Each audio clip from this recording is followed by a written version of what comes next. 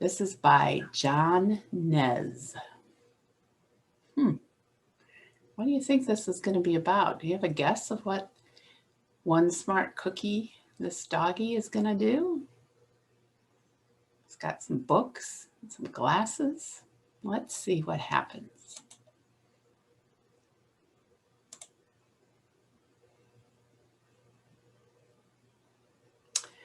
Cookie liked to read. Oh, wow, can you imagine? He read the back of the cereal box. He read the Sunday paper. He even read junk mail. The odd thing was that Cookie was a dog who likes to read. Okay, let's see what happens. No one knew how a dog can learn to read.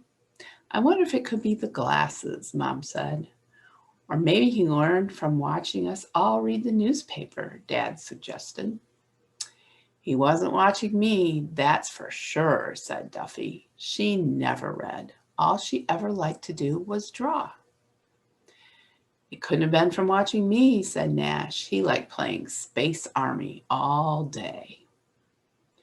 Perhaps you two could watch Cookie once in a while, said their mom. You could really learn something. How do we know he's even reading? Nash wondered. Maybe he's just looking at the pictures, said Duffy.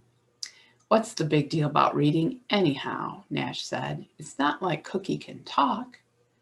But it wasn't long before they discovered Cookie could write, too.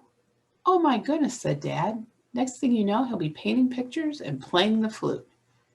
Dad, I'm the family artist. Remember, said Duffy. And look what he wrote on the refrigerator. Dog wants food. Pretty funny, huh?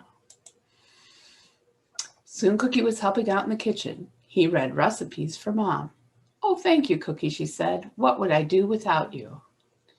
And the sign he's holding up says, add carrots. He's helping Mom cook.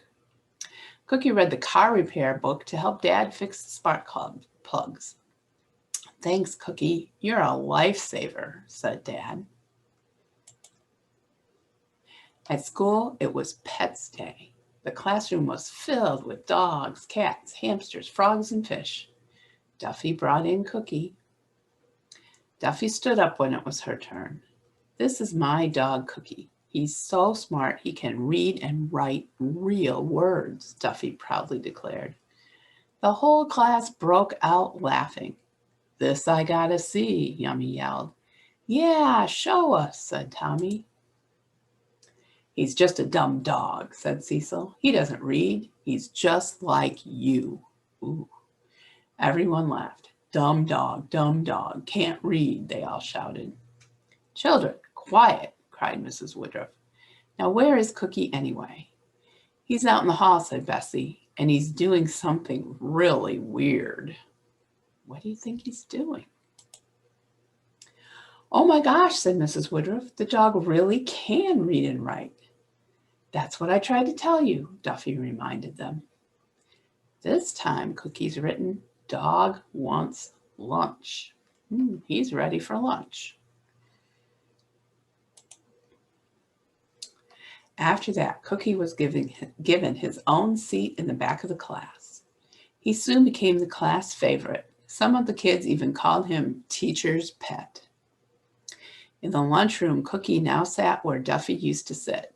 I want to sit by Cookie at lunch, said Mitzi. I want to take Cookie to the library, said Arthur. Cookie spent lots of time in the library. He read books about pirates, rocket ships, and dinosaurs. Detective stories were his favorite. Cookie made it to the finals of the all-school spelling bee. It was the first time a dog had ever entered the contest. Spell spaghetti, said Mr. Abbott, the judge. Maggie Bromwell spelled out Spaghetti. She was the school spelling champion. Correct, said Mr. Abbott. Okay, everyone's got go Cookie signs. They're rooting for Cookie the dog. Now, Cookie, it's your turn, said Mr. Abbott. Spell snorkel. Cookie whined and looked at Duffy. Come on, Cookie, don't be nervous, said Duffy. Snorkel. Cookie, come on. But instead of snorkel, he wrote smoke. What do you think's going on? Cookie spelled out smoke. Try again, Cookie, Duffy urged. You can do it. This time, Cookie spelled out smell. S-M-E-L-L. Incorrect, said Mr. Abbott.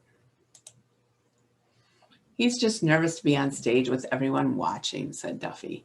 Cookie jumped off the stage and ran barking up the aisle.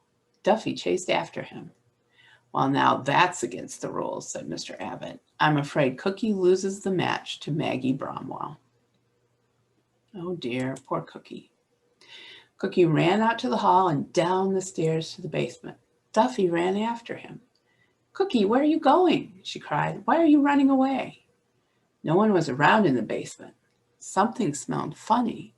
It smelled like... Suddenly, Duffy knew why Cookie had written smoke smell, because there was a smoke smell.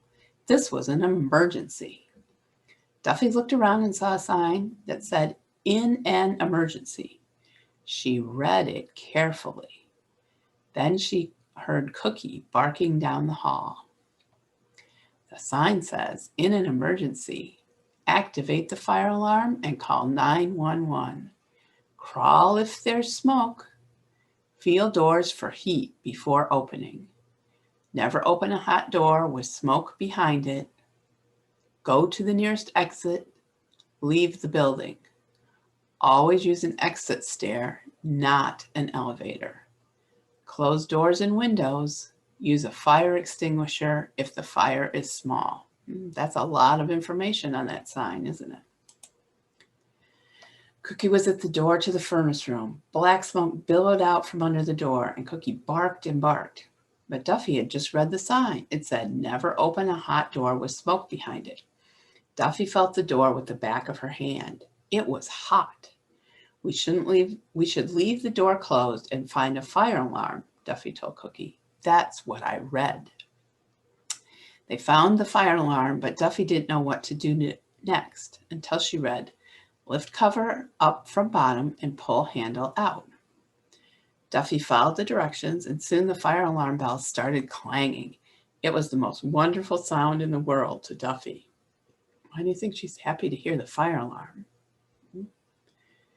She knows she's following the emergency directions, right? And help should be coming. She had done the right things, all by reading. The whole school quickly evacuated as 3 fire trucks pulled up outside. Soon news reporters arrived too. The firefighters quickly put out the fire. "Well, miss, I think we can thank you and your dog for saving the school," the head firefighter told Duffy. See how happy Cookie is? The next morning at the breakfast table, Duffy read aloud the headline from the morning newspaper, "Girl and Dog Save School." Then Duffy read the whole article to Cookie. "It says here that you'll be getting a medal, Cookie. Of course, I'll have to read a speech for you. I'd better start practicing." Nash read the paper too. "Way cool," he said. "There's a story on page 12 about a new upgrade to Space Army. Awesome." Well, they're getting all kinds of information from the newspaper, aren't they? After all that excitement, things quieted down to normal around the house. Only now there seemed to be a lot more reading going on.